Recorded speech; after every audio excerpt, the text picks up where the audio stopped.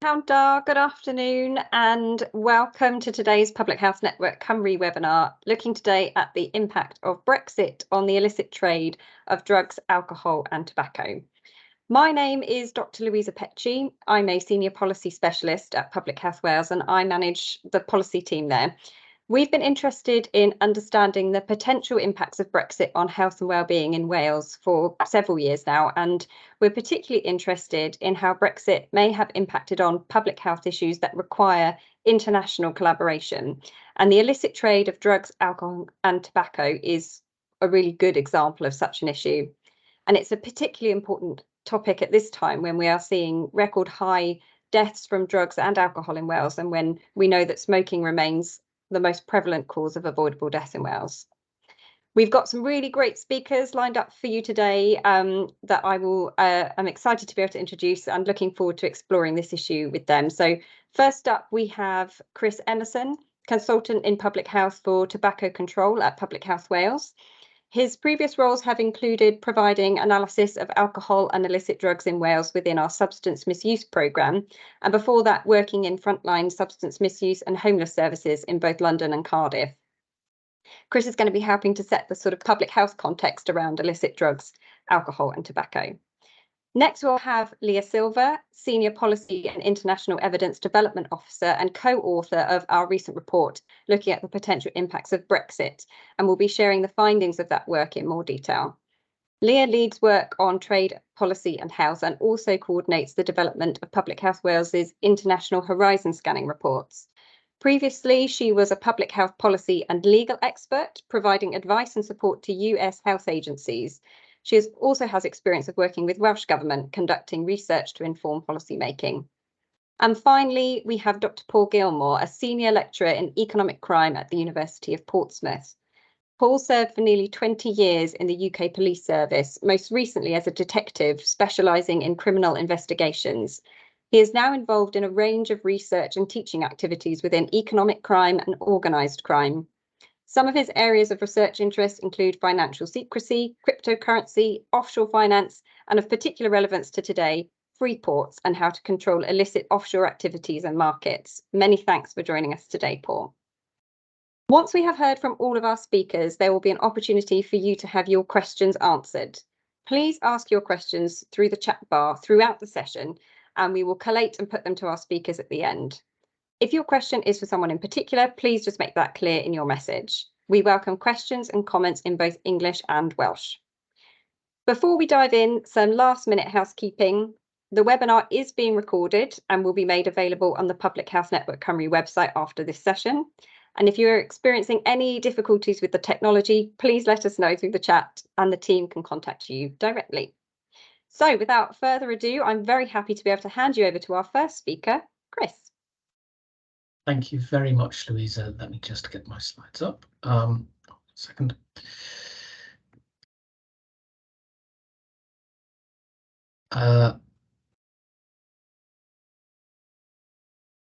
So I'm going to assume that everybody is able to see the slides fine. Do let me know if you can't. So as Louisa said, I'm going to set the scene for illicit trade and health. So how does illicit trade in specific terms impact on the health of the population in Wales? Now, I know Leah is going to talk a little bit about the health harms. What I wanted to think about at the start of this was just how widespread behaviours involving these substances are. So with illicit drugs, these figures are taken from the most recent crime survey for England and Wales. So we've got 8.5% of the adult population of Wales reporting any use of any kind of illicit substance in the past 12 months, and 2.7% reporting any Class A use. So that's a pretty substantial number of people who are using illicit drugs on a regular basis. Of course, those who use alcohol do so in much greater numbers. We've got 82% of adults drinking alcohol, according to the last national survey for Wales, and about 16% of those drinking above guidelines. So you've both got a large number of people who are drinking, but quite different patterns amongst the population of how people are doing that. And then with smoking, the current figures are about 13% of the adult population smoke. That's come down a great deal in the past 10 years. We've been very successful in some of our tobacco control policies. But to reach the goal of a smoke-free Wales, which we define as fewer than 5% of the adult population smoking by 2030, we're going to have to deal with the fact that smoking is now often concentrated in priority groups of people, so particularly those who are from areas of deprivation or of lower SES.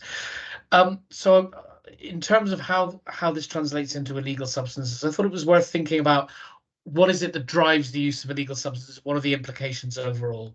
So this is something we collated from the Office of National Statistics figures on inflation over the long term. Now you can see all throughout that sort of new Labour period of 1997 to 2010, you have some divergence of tobacco prices from wages in Wales, whilst alcohol remains reasonably close to it. And it's really only after 2008 that you have a real takeoff in the difference of affordability of tobacco in terms of wages. So we can see that one thing we might expect is that the use of illegal tobacco might be driven overall across the population by the prices and the price differences, but also that it's probably going to lead to some level of inequalities as well, as people who have less and less disposable income, particularly after the financial crash of 2008 and rising tobacco costs, are perhaps looking for cheaper ways to gain tobacco. And in terms of what the implications are of generally, I mean, I think it's a reasonable rule in health that any kind of illegality leads to inequality. So this is a comparison of alcohol-specific admissions to hospital and illicit drug poisoning admissions to hospital. You can see we actually have quite similar numbers of those in any given year. Obviously, there's very different proportions of people who are using those substances and time periods, but in terms of the absolute numbers being admitted to hospital, it's about the same. And whilst we have gradients of inequality across both of those, you can see they're much, much steeper in relation to illicit drug poisoning. So we might start to think about why those things are and how they might be connected to the fact that those drugs are illicit. You've probably got higher usage amongst those who are in those areas of greater deprivation. One might suppose that they have less to lose by using an illicit substance because they perhaps do not, or are less likely to have the kind of job that will suffer if they are arrested for using those kind of drugs. We would also suppose that they are perhaps more vulnerable to the harmful outcomes of them, and also that they would find it more difficult to, more at risk of being drawn into that kind of illegal behaviour. So although that's a comparison between two quite different substances, we might also expect to see some of those happening between licit markets and illicit markets where those exist. So we might also ask why these illegal substances are more harmful. Obviously, there are harms that come from illicit drugs generally, but also from legally bought alcohol and tobacco. Are there things about the illicit markets that are harmful to health particularly? So one of the things that is poor specification and quality control.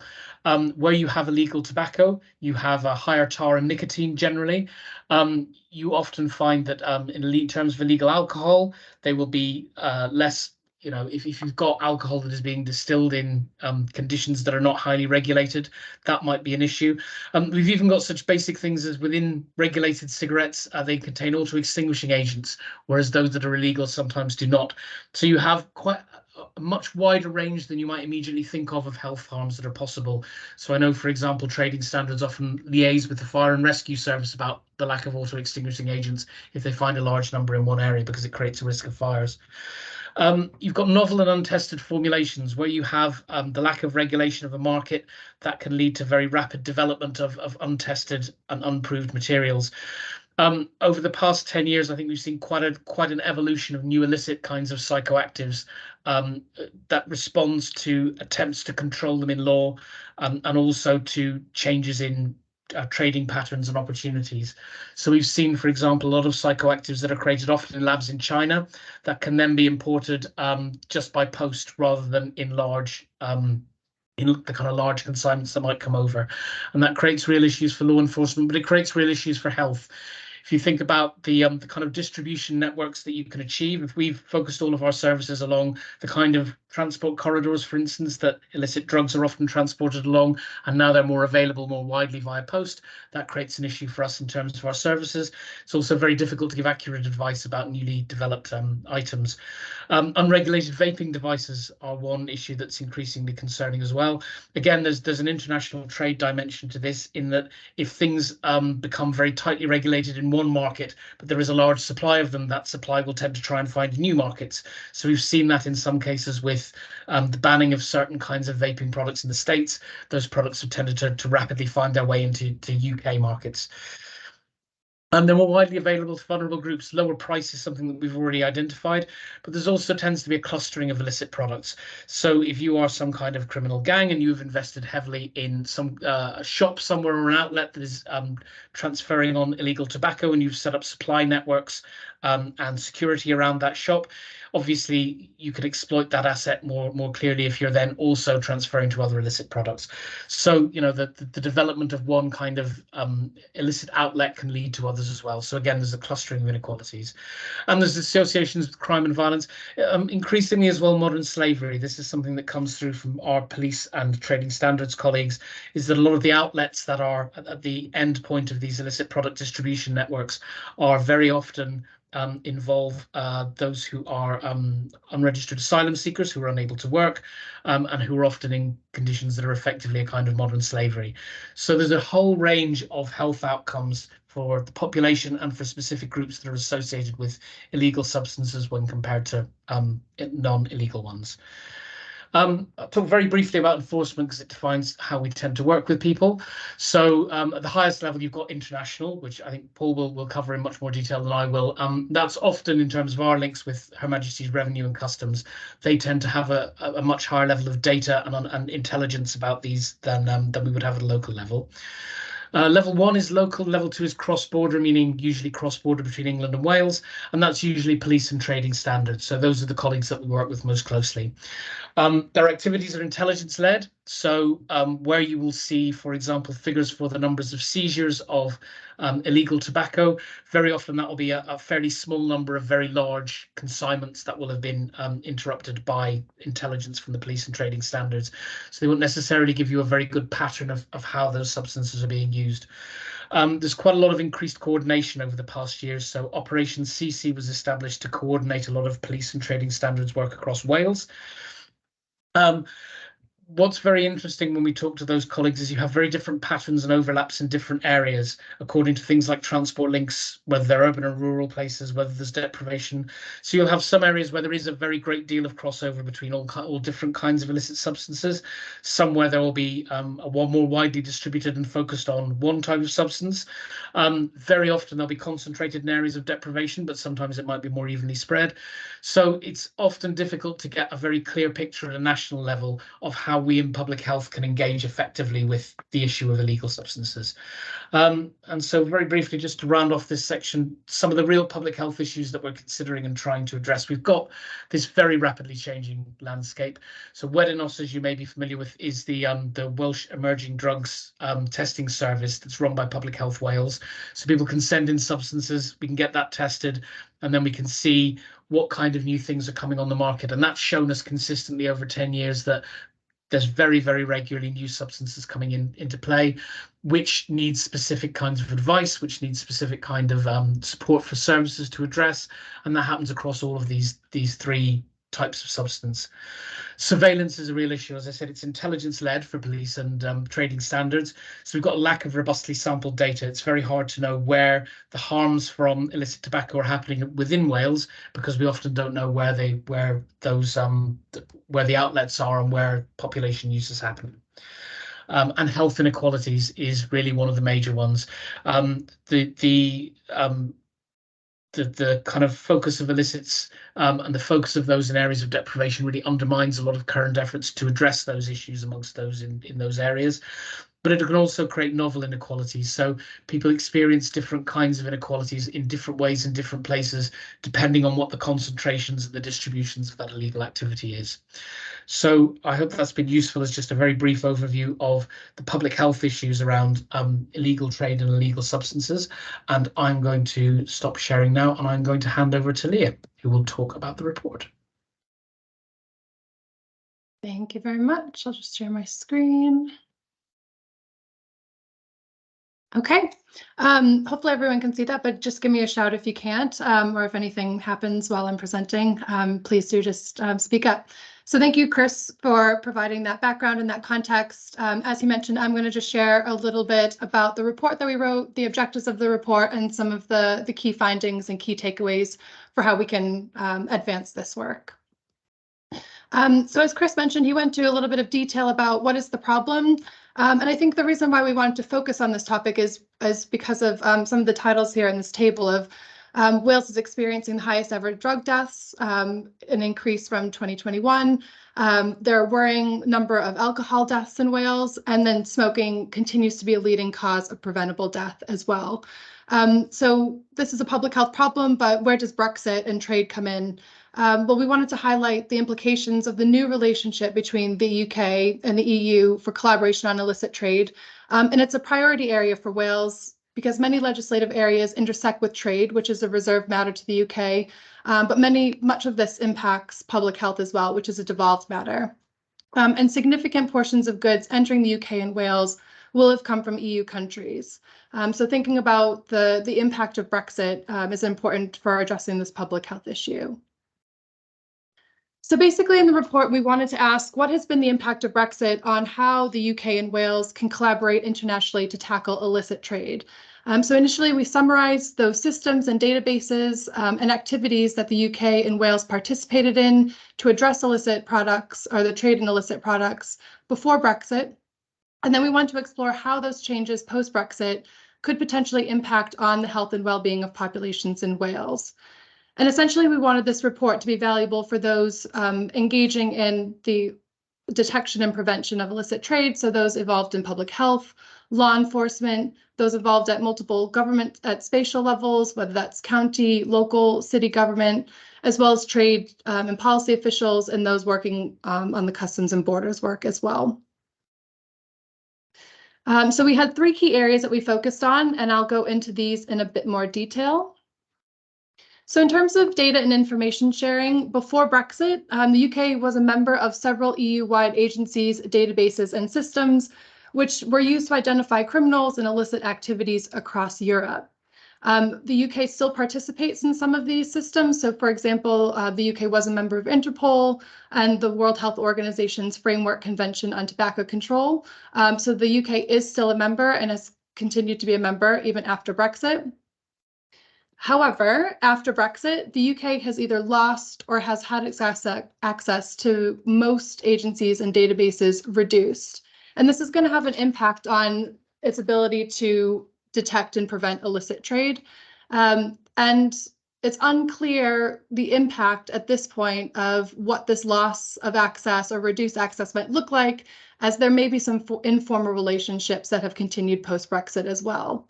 The UK's National Crime Agency has said that there remain strong European dimensions to serious crime threats, and law enforcement will continue to benefit from sharing intelligence and developing investigations with the EU.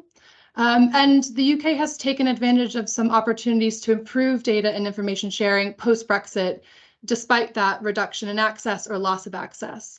So for example, in April or earlier this year in 2023, the UK set up the Joint International Crime Centre, which was set up to lead the UK's work on international crime.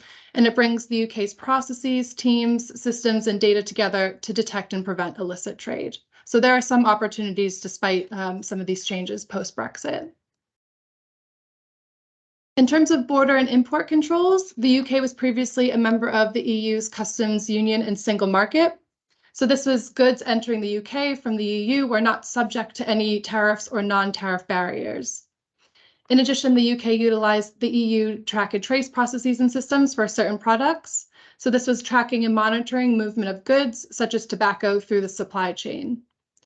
And then finally, there were unlimited personal allowances for UK nationals traveling from the EU. So previously, the UK allowed unlimited amounts of duty and tax-paid goods, including alcohol and tobacco, provided that it was used for personal use and they could evidence that. So after Brexit, the UK has implemented new UK border and import controls and restrictions. So again, taking an opportunity to sort of address any potential gaps post-Brexit. And so this includes increased checks and paperwork for all international goods. And they also established the Border Target Operating Model, which is a new model for importing goods into the UK from within and outside the EU.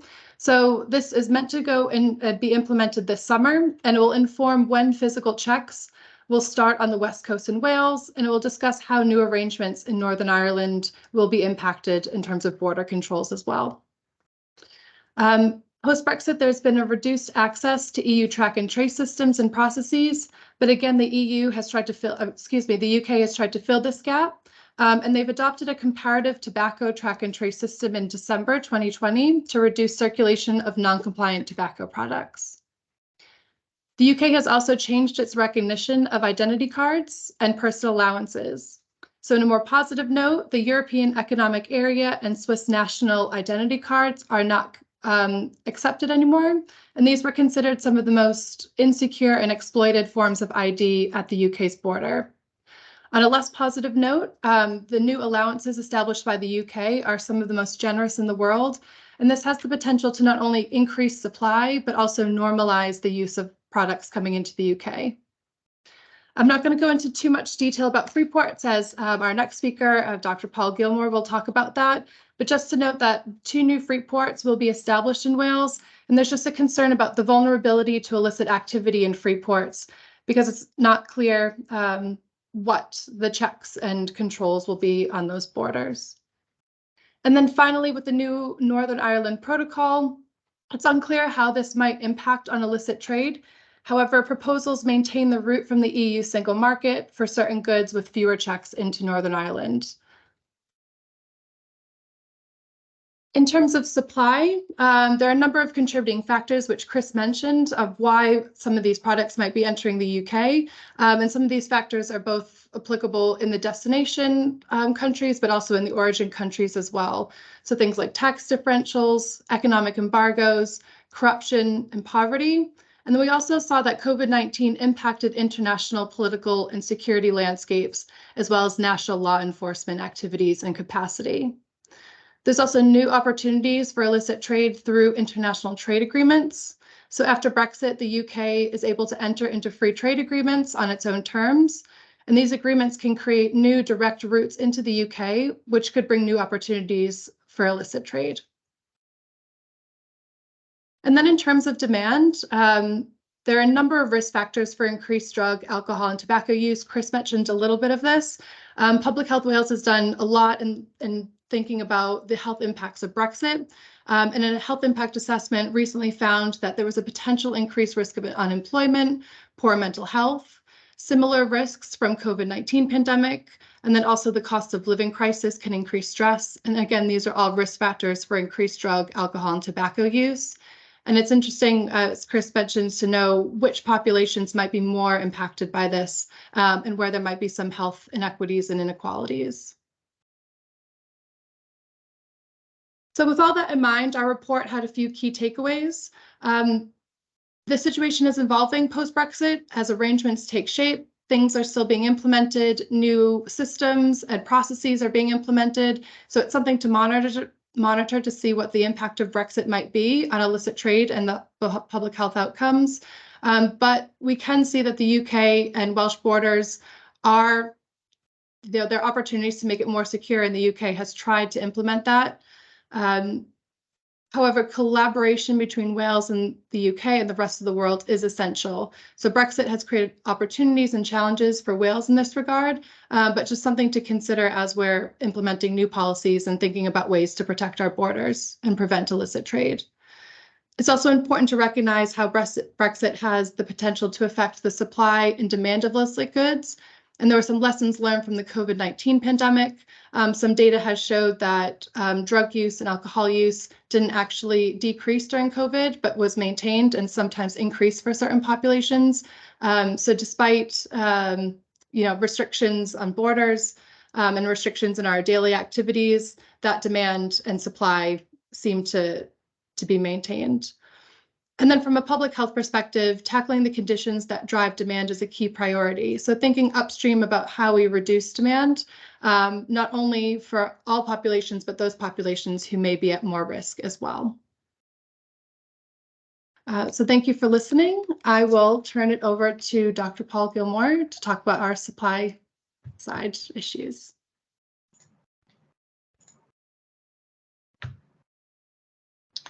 Thank you, Leah, and thank you, Chris, for your input. I'm just going to bring up my slides. Good afternoon, everyone.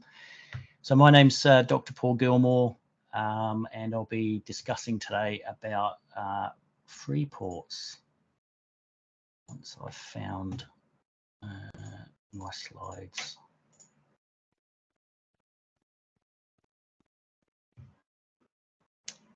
Okay, hopefully you can see my slides there.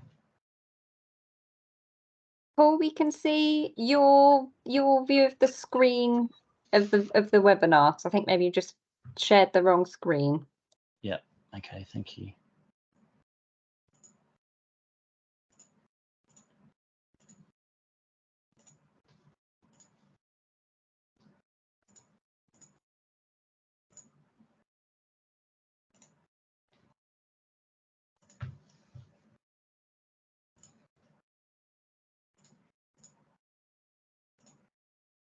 While Paul is figuring out how to share his slides, people listening can have a little think about what questions they might want to put to our panelists at the Q&A session at the end here. Please do put them into the chat, and we will collate them and ask them to our speakers at the end. So take this time to have a little bit of a reflection and see if you've got any burning questions.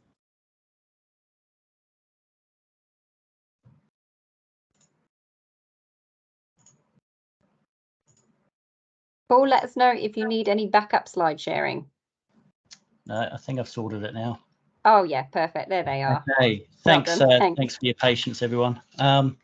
Okay, so today I'm going to be focused on free ports, in particular the sort of emerging research that I'm involved in terms of the illicit trade and the risks. And of course, you may have heard about free ports because the UK government has announced a number of free ports as a way to boost trade after the Brexit and obviously get the economy moving again.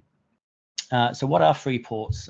Free ports have existed for many decades. There's many that exist in China, Luxembourg, Singapore, and the United Arab Emirates. But these are essentially warehouses located within these free trade zones that lie within a country's geographical border, but they are designated by that country's government to be outside its normal customs regime. And these free ports are typically and strategically created by seaports, rail ports, airports, etc. And they do benefit from several concessions, such as cheaper import duties, suspended custom obligations, and reduced document checks, for example. And these are all intended to streamline trade through the borders.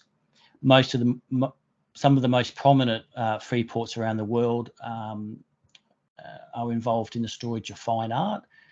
This image here on the left bottom is, I think, from Luxembourg. You can see on the top right is the free port based in Singapore.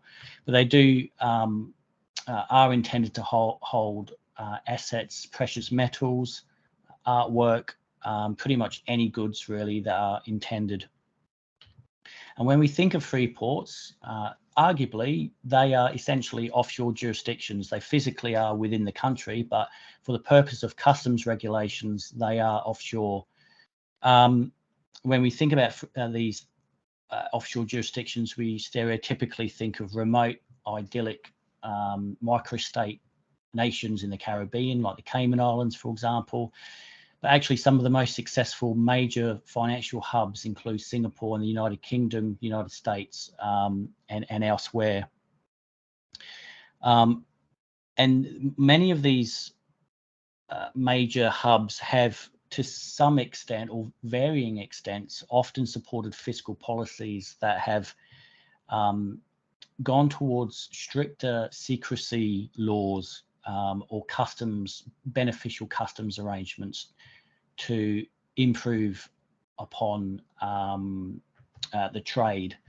So essentially, this is a manifestation, I guess, of global capitalism, where there's been an increase of mobility across state borders, an advent really of global jurisdictions that have been made necessary to spread and accumulate wealth which are no longer tied to colonial or national spaces, and they have involved the liberation and deregulation of financial markets. So we see this through, obviously, our society becoming more and more globalized. As stated earlier, there have been 8 free ports plus another 2 in Wales being created. The 2 that you'll see here are based in Anglesey, and another free port which includes Milford Haven and Port Talbot, which is known as the Celtic Free Port. And many have really considered this as a vision of perhaps Singapore on Thames, and tried to view the UK as a highly successful low tax area, and where there's high productivity, much like Singapore. Obviously, the UK free port model is completely different. There are 2 types of free ports: custom sites and tax sites. Custom sites are secure, enclosed custom zones where some of the normal tax and customs rules do not apply. So here, businesses can import certain goods with simplified customs documentation without paying any duties. They can hold domestic goods, and they can be used in any manufacturing process. In certain conditions, they don't need to pay import duties, and where they are free to circulate within the home jurisdiction, the home area, i.e. in the UK, relevant duties then must be paid before they can be released from the customs sites. And then there are tax sites, and these are independent and separately authorised from free port customs sites, but they pretty much cover the same area. Each free port can have up to 3 designated tax sites, and the benefits here is businesses can benefit from enhanced capital allowances, stamp duty, national insurance relief, and full business rates relief, particularly for those new businesses operating and moving into a free port area. But I guess the concern there is to what extent can free ports be used to facilitate illegal activity? I've argued that they are effectively acting as secretive offshore spaces. They might help to conceal the beneficial owner or the ownership of companies that might be used in illicit activities, facilitate tax evasion and money laundering. Concerns, and this is well documented, about the concerns about the lack of regulation and supervision. And of course, artwork, shipment of illicit drugs, goods, contraband, guns, weapons, and also facilitate food fraud as well. So these are just some examples where potentially if there's a lack of oversight in trade, that might enable certain types of crime. Trade-based money laundering is another concern, and this is really the process of disguising the proceeds of crime and moving value through the use of trade transactions in an attempt to legitimize the legal origin or to finance criminals' activity. It might involve the dishonest manipulation of trade invoices, misrepresentation of the quality, price or quantity of goods that are being imported or exported, and it might even involve ghost shipments, bogus shipments, multiple invoices, etc. As well. And indeed, the World Customs Organisations argued that there were 626 reported seizures of illicit goods inside free trade zones, which include free ports, and 148 of these were actually from in relation to seizure of drugs. But you can see here on this slide that it also involves intellectual property rights, tobacco, alcohol, and weapons as well, amongst others. The other concern really is about the drug importation. And in terms of the oversight, free ports are not classified as financial institutions. So under certain anti-money laundering regulations, they are only regarded as non-financial institutions. And essentially what this means is that free ports have no obligation to automatically share information to the authorities. They are not required to inform authorities about the details of the private organisation or the commercial activities that they do hold about companies operating. And also the beneficial goods in transit position that free ports allow companies to benefit from means that assets and goods can remain stored in transit pretty much indefinitely.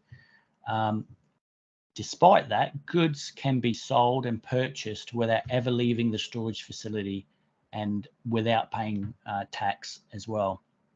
And of course, this raises concerns. And we're beginning to see some sort of evidence of fentanyl as the so-called zombie drug. Obviously, we've heard about it in the news and some sparse literature around impacting the United States and Canada. And this brings, again, other concerns around food safety. A lot of the imports from China are fueling the production and manufacture in Mexico, which have then been shipped to the United States, but also to Europe and into the UK. That's pretty much it in a nutshell. I think the concerns really need to be balanced against the benefits that free ports provide. Arguably, the government have advocated that free ports will provide beneficial trade and boost the economy for local communities, improve job prospects, etc. But from the research that I've carried out, there is concerns around the illicit trade and the concerns around trade-based money laundering, tax evasion, and obviously the shipment of drugs, which will obviously end up on the streets of the UK. So thank you very much, and I'll hand it over. Thank you. Thank you so much for that, Paul. Really, really interesting. I've learnt some more about free ports than I certainly did before, so that's really helpful, and looking forward to asking some more questions about that. If Leah and Chris could pop their cameras back on. Welcome back, guys. So we've got about 20 minutes now to take questions. So if you've been sitting on your questions and haven't popped them in the chat yet, now is your moment. But straight in, there was a question about illicit vapes. So this one came from Emma Jones. She was asking if we have any information yet about vaping in Wales, the prevalence of vaping in Wales. But I'm also just thinking about broadening her question a little bit as well, because there have been a lot of coverage in the news recently around illicit vapes entering into the UK and being seized here. I'm just wondering whether there's any kind of learnings that are also relevant to illicit vapes that we can draw from the report. So I wonder, Chris, whether maybe you can start first with just the picture of what we might know already about vaping, and then Leah, you might want to come in a bit later, and Paul as well, if you've got some knowledge about the vaping situation too. Sure, thanks very much, Louisa. Yes, vaping will come as, I think, no surprise to anybody who's watched any news at all within the past year or so. Is very high up the political agenda at the minute, which obviously means it's very high up our agenda. In terms of vaping generally, I mean, overall, the evidence is that vaping is much less harmful than smoking, and therefore it can be valuable as a cessation aid.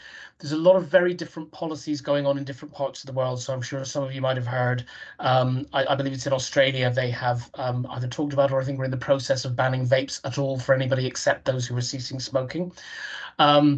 There's differences within the UK. So it was recently announced by the Department of Health and Social Care that they are going to initiate a stop to swap scheme whereby people will be effectively prescribed vapes. That's not the plan in Wales at the minute. The prevalence of vaping is challenging to get because most of the sources we have are things like the National Survey for Wales, which aren't always great at picking up fairly small numbers of fairly new activities. And it's not easy to tell the interactions of those between those who are using it to stop smoking, those who are starting. We're particularly concerned about the initiation of vaping amongst children. There is currently, it's kind of hot off the press, there is, we are convening an incidents response group next week to bring together stakeholders across health, government and trading standards and directors of public protection to look at all those aspects of vaping. So how widespread it is, what the harms are, the environmental aspects of it as well. And we've just had, I think there's just been something that went out about 6 months ago to respiratory consultants and clinical coders about vaping. So we're now starting to get through some figures for health harms related to vaping through those hospital level databases, although very small at the minute. So that's a very, very brief summary of kind of what's happening.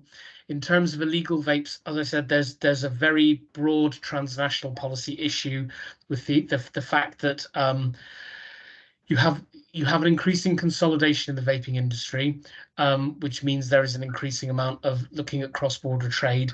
There is some evidence that when you have a bigger player like the FDA in the States bans a whole category of things, as they did with Juul products, I think it is, last year. So those ended up finding their way to the UK market. There is a lot of discussion about the banning of disposable vapes. And concerns as well about how those might be used for illicit substances as well. So there's a lot of crossovers with this and other things. There's not a lot of evidence on what the health harms would be at the minute. It's very difficult to understand what is going on, particularly amongst children. So that's one thing we've got a number of projects looking at. The general regulatory structures have struggled to keep up with vapes. So we had a very consistent, between the 1980s, when the UK was not seen as being very much a leading tobacco control country, to now when it is very much seen as the top of the league of that, it took a long time set of consistent efforts to try and get the policies that would address tobacco with all of those. We also have, where there is no information, as with any commercial substance, I suppose, commercial players will tend to come in and try and discuss that. So we're very aware of messages coming from those to different people about it, and there's a lot of confusion out there. So it's a very complicated policy area at the minute. There's the possibility that things that are now legal may become illegal very soon, and that creates its own issues. And we're very aware that the actions we take now would quite define both commercial and the health landscape quite far into the future. So I hope that's been a bit of a summary on vapes, which is a huge topic we're trying to address at the minute. Yeah, no, thank you very much, Chris. If anybody has any other particular ones about vapes, I'll be happy to try and answer them. Yeah, I think there's a request from Emma in the chat as well, if there are any more information about the health impacts of vaping in particular. So maybe, Chris, that's something that you might be able to share a link to or something for Emma in the chat. That's really helpful. Thank you. So the next question that came through was for you, Leah, which was whether there's anything that you can say about the effectiveness of the UK's new track and trace system for illicit tobacco at this stage. I don't think that there is yet. So they announced their intention to establish this new system to fill that gap post-Brexit and during that transition period in December 2020. And in, I think it was 2021 or just last summer, they contracted with Dentsu, who was going to be the company that would sort of lead on developing the system, and that was going to be going into place in July 2022. So I don't think that there's been any data about sort of what has come out of that track and trace system, but it's something that we can monitor. But I think it's pretty early to tell how effective that's been. Yeah, and I think the other thing, Leah, if I'm right, is that some of the data that's used to kind of track how much illicit tobacco and alcohol is reaching the UK is based on tax data. Yes. And there's a lot of kind of concern around the overlap between Brexit and COVID and all of the changes that both of those have had. So I think there's still a lot of uncertainty about what's actually what the actual impact may have been. It's all a bit conflated. Did you want to add anything to that, Paul? No, I mean, to be honest, I don't know whether or not we're going to know the true impact for a few years to come, to be honest, because Brexit negotiations, I guess, particularly Northern Ireland, are still ongoing. And free ports as well have just been established. And again, that might take 5-10 years to know exactly to what impact and to what extent they might affect trade as well. So a bit of a how long is a piece of string answer, really. It's difficult, but I don't know whether or not we're going to have those firm statistics or answers just yet. Yeah, thanks very much, both. So there's also a question comes through from Keris Priest about the best way to tackle some of these issues around illicit drugs, alcohol and tobacco. Because I think we've talked a little bit about the importance of international collaboration, but her question is, are there also things that can be done at local or regional levels, or is this about the big international supply chains? Is this about what happens when these goods enter our shores, or is it sort of tackling the problem at the root causes, as Keris has in her question? It would be interesting to know what each of your perspectives are on I guess what the most important stages where we can tackle it and the different roles people might be able to play. Anybody want to start? Yeah, I think for me, I mean, I'm always going to say increasing transparency is always a good thing. How that is done is up for debate. And really, my argument that free ports are essentially secretive areas, there needs to be better oversight in everything that is done through trade transactions anyway, and that includes due diligence, know your customer, the obligations, and making sure that companies and organizations working within free ports actually know their obligations and understand that they are part of that bigger picture to prevent the import or trade in illicit substances. Thanks very much, Paul. Leah, your thoughts? Well, being a public health person, I think it might be a relatively obvious answer of where I might come from, and I think it is a lot of the upstream sort of root causes, decreasing demand, and I think that we're seeing a lot of these increases in drug deaths and alcohol deaths resulting from some major global events, whether that's COVID-19, Brexit, climate anxiety, other like major unemployment events, things that will really impact people's daily lives and their risk factors for using these illicit products. I also think some of these root causes also impact supply. So we talked about things like poverty in origin countries. So if we're addressing sort of poverty on a global level, this also might reduce those involved in the supply chain as well. So that's my personal perspective. I think those root causes and also addressing certain populations, because there are those vulnerable or at-risk populations who are at a greater risk for being impacted by those global events as well. Thanks, Leah. And Chris, do you have any, thinking about your background, do you have any specific insights on what the kind of local regional angle is on this? Well, I think I won't repeat everything Leah said, only to say that, yes, I think she's really got to the heart of the most important things, which is looking at those upstream factors. I mean, as we sort of saw at the start, a lot of the things that push people towards use of illicit products are to do with things like costs, inflation, the need to use certain substances, perhaps when people are living with very difficult circumstances. I think in terms of some of the specific things we can do, there's some quite particular public health kinds of actions that we could do. I think there's possibly one about surveillance. As I said, that's a real issue for us of not really having the kind of public health intelligence we would like to understand some of the patterns in terms of how they affect people's health and how we could therefore respond to them by either preventative or supportive measures. I see Maggie has put in the chat about robust harm reduction education. So I'm not as close to Welsh Government illicit drugs policy as I once was, but certainly that has tended to be the philosophy that drives those policies is around harm reduction. And I think those are things we're trying to understand in terms of tobacco and vaping, whether a harm reduction approach would be effective there. And certainly the idea that you can look at the additional harms that come from illicit products and advise people around that might be something that would be worth exploring.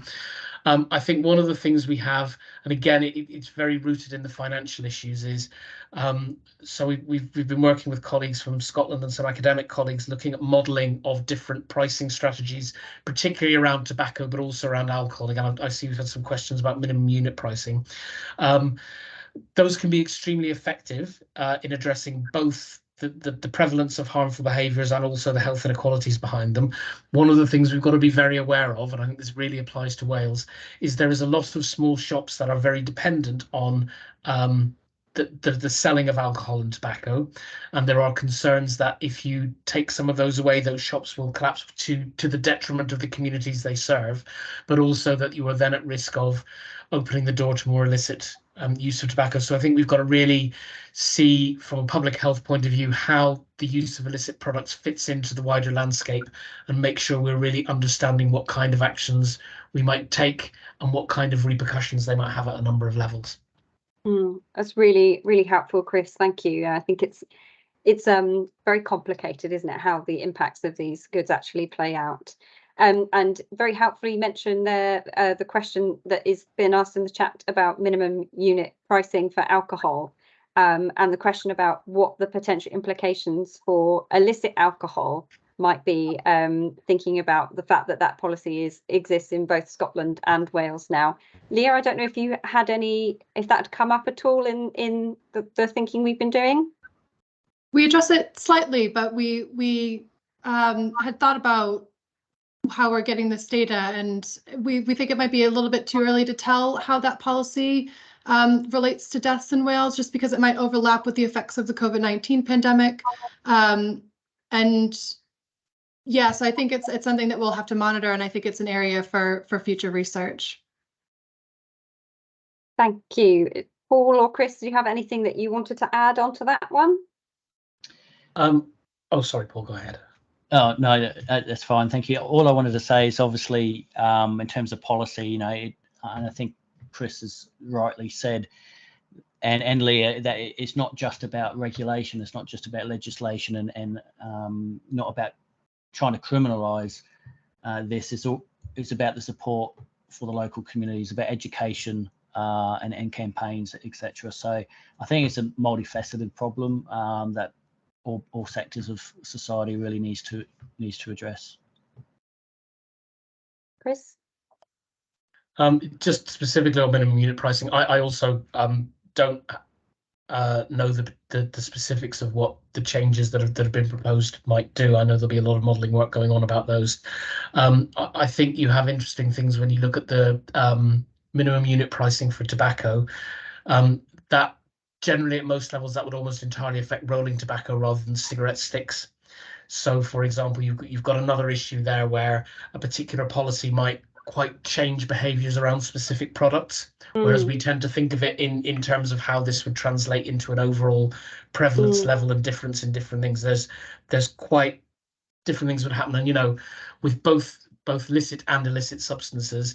It's a very dynamic environment. We have very astute commercial players who have their own marketing, distribution, production issues.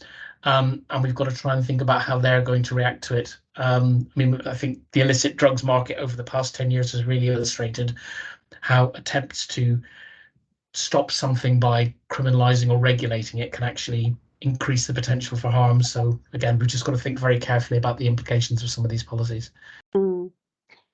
Great, thank you. So I'm going to just ask one last question. So I think we've kind of been focusing this webinar kind of on the illicit drugs, alcohol and tobacco through that kind of like Brexit impact lens. But obviously there are lots of other factors that are potentially feeding into and driving the supply and demand of those illicit products. And similarly, as you were kind of explaining in your presentation, Paul, around the potential vulnerabilities that free ports introduce on other goods, such as my ears particularly pricked up around food fraud and food security, and obviously that has a lot of public health implications. So I just wondered if each of you had any kind of final sort of step back a little bit from the focus of this on your reflections around what else might be needed to tackle the problems we've got around drugs, alcohol and tobacco in Wales, or the other potential opportunities and challenges of changes to trade. So Paul, I don't know if you want to go first, picking up maybe on the food point as well. Yeah, I mean, that's a good point, because obviously, you know, if there's a lack of oversight through trade borders, whether it's, you know, in free trade zones, free ports, etc., then, you know, what ingredients are being included in food, you know, where do those ingredients come from? And of course, when you're selling products, food, for example, whether it's Scottish Highland salt or whatever, then you need to be confident that, one, it's safe, and two, that it's not fraudulent. So, and again, there's many markets, international markets across the world, and if we are trying to open up post-Brexit to be more attractive to overseas investment and trade, then we need to be aware of obviously all these activities that might present problems, whether it's wildlife smuggling, glass eels, which is a big issue in the UK, for example, or fentanyl coming and hitting our shores here in the UK. So thanks, Paul. Any final thoughts, Leah or Chris? I think I'm going to go broad. And I think one of the things that you and I, Louisa, doing this trade work within a public health context is, I think this is a really good example of that sort of health and all policies link between trade, well-being, agri-food. And one of the things we're trying to do on our team and with others is sort of make that link a bit more clear, that with new free trade agreements and the opening of borders, while there are a lot of opportunities, and Paul mentioned, you know, with free ports, you know, there's this argument around leveling up and sort of boosting the local economy. And so those aren't necessarily negative things, but we do really need to be mindful of the potential negative impacts, and how can we think about ways to mitigate those, but also take advantage of opportunities that trade and opening of borders allows us to do. So I think that's one of the things that I'm learning doing this work, particularly in this topic too, of that link between trade, well-being, equality, and health. So just something that we could be mindful of. Yeah, thank you, Leah. And I'm really conscious of time, but if you wanted to add a final thought, Chris, or you might be, I've said everything you wanted to say. I don't think I have anything to add to what Paul and Leah have said. Thank you very much. Perfect, thank you. Well, I'm afraid that is all we've got time for today, but many thanks to Chris, Leah and Paul for their expertise this afternoon, and for all of the excellent questions from our audience. We would be grateful if everyone joining the webinar could complete a short evaluation, and a link is included in the chat and will also be sent to you. We hope you also consider joining Public Health Network Cymru if you are not already a member. Finally, if you've got any thoughts on future webinar topics, please do let the team at Public Health Network Cymru know. Diolch yn fawr. Thank you all very much.